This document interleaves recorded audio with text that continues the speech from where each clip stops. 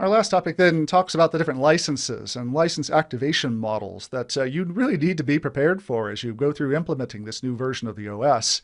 The likelihood, however, is that in many of these situations, you may have already got the activation model in your environment already, but because there's so much complexity here, because there are so many options, it's worth taking a look here at the different kinds of activation models that Microsoft provides. The first of which is at face value the easiest, but honestly the most difficult as you begin to scale your environment and size. This is the use of retail and/or multiple activation keys.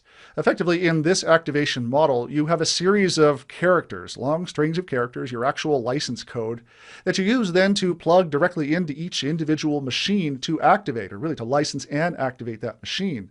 I call it at the same time the easiest and the hardest because if you just have that list of keys and you know where your mapping is between keys and machines, well, then you just need to plug the right key into the right server and keep an eye out for exactly how many times you've perhaps activated a multiple activation key. Those MAKs, or multiple activation keys, are usually coded with a specific number of activations. But the hard part here is that as you scale, maintaining that list of who goes where becomes really, really complicated. And so Microsoft in the past included a service called the Key Management Service, which was a way to consolidate all those keys into a service that could just operate in the background. That key management service, unfortunately, for a lot of people was a big pain in the neck because of some of the decisions that were made on the part of Microsoft for how it actually would function. KMS always was kind of a challenging service to manage. While it didn't require Active Directory, the machines that were using a KMS server or were activating against it required periodic connectivity with the KMS host to remain activated.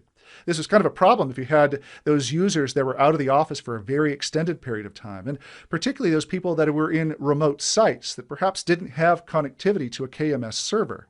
KMS also had this kind of weird problem with this high activation threshold, quote unquote, that when not enough machines were around, I think it was something like 25 machines for desktops and 5 for servers, the KMS server just didn't have enough activations there to actually go through finishing the activation for those machines. So in a very small environment, you may not actually ever get your KMS server to activate those computers.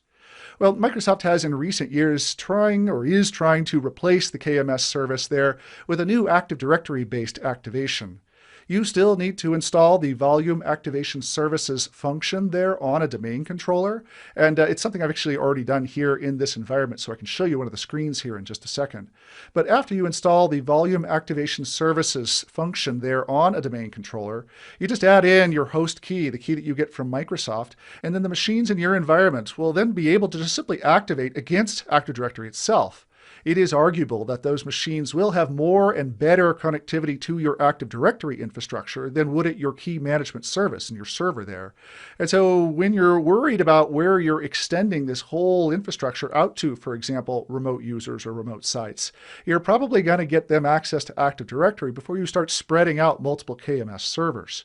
Now be aware that in order for Active Directory-based activation to work, the machines that are participating need to have what's called a generic volume license key installed, which for machines right out of the box, usually these machines don't require the separate installation or punching in of that GVLK. Those GVLKs are typically there on those machines by default out of the box. Sometimes they can be adjusted if you've got strange ways in which you're deploying machines. But those that were activated through some other mechanism, like a multiple activation key or a retail key, will need to have that key replaced with these GVLKs, these generic volume license keys. Now, let me show you here just a website that Microsoft does provide that includes those generic volume license keys for each of the versions you may be working with.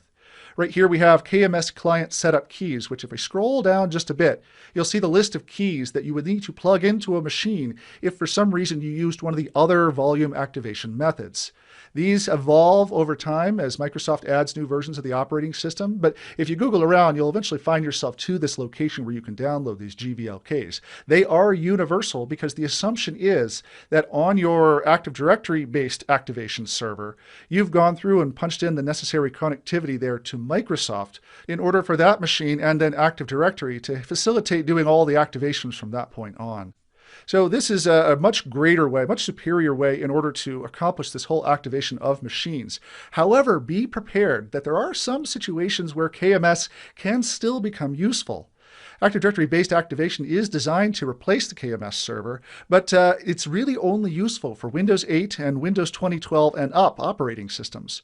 So if you have older versions of the OS, they're not going to work with Active Directory-based activation. You'll need to have a co-located KMS server there as well for those machines.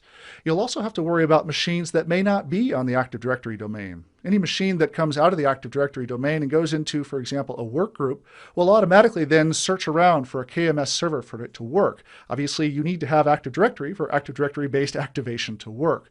And so if you have those other machines that are out of the domain, you may also need a KMS server, and it is still available here in Windows Server 2016 to support those use cases.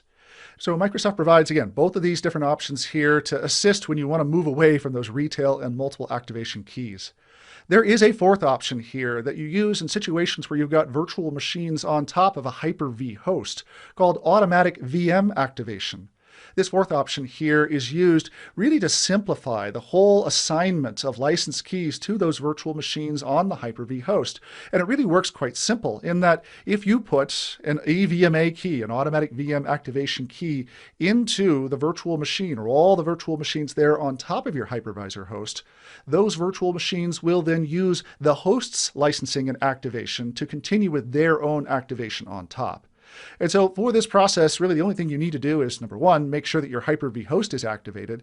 And then number two, come right over here to this website for automatic virtual machine activation and ensure that you have the appropriate AVMA key for whatever edition you're working with and also what operating system you're working with as well. So punch these into the virtual machine. And again, those virtual machines will work with whatever licensing and activation exists on the host on which they're residing.